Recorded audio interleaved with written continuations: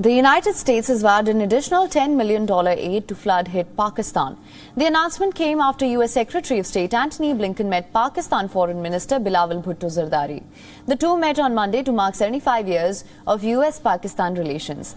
The United States has already provided $56 million aid for immediate assistance and has sent planes containing supplies like food and tents.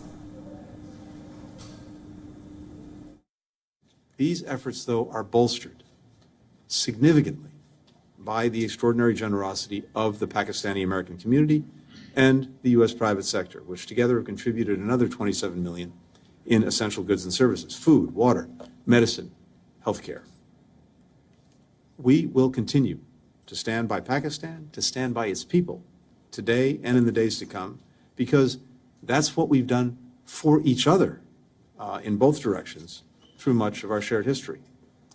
Now, Blinken further called on Pakistan to seek debt relief from its close partner China, which is a key economic and political partner of Pakistan. Beijing is currently pushing ahead with a $54 billion economic corridor that will build infrastructure and give China an outlet to the Indian Ocean. Although Chinese interests have also faced attacks from separatists.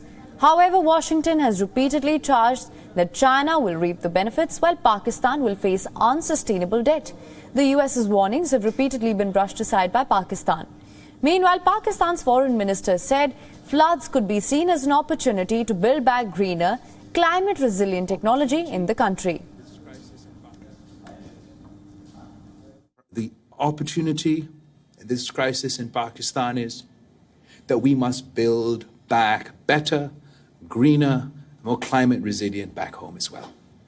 And I believe that working together we can do this. Working together not only with the government of the United States and our friends in the international community, but working with the private sector here in the United States and working with the private sector at home. I am convinced that we can build back better. We will build a more climate resilient Pakistan. Flash floods in Pakistan have killed nearly 1,600 people and has caused damage estimated at $30 billion. Hundreds of thousands of people displaced by the floods are still living in the open. Pakistan authorities believe that the stagnant flood water spread over hundreds of kilometers may take 2 to 6 months to recede fully. Now, for more on this, we were earlier joined by Pakistan Bureau Chief Anas Malik. Let's listen in. Quite of a day of meetings for the Pakistani Foreign Minister here in Washington, D.C., who's on a bilateral visit and his second in-person interaction with the U.S. Secretary of State, Antony Blinken, in a span of 5 months. The meeting that lasted for about 45 minutes was running late.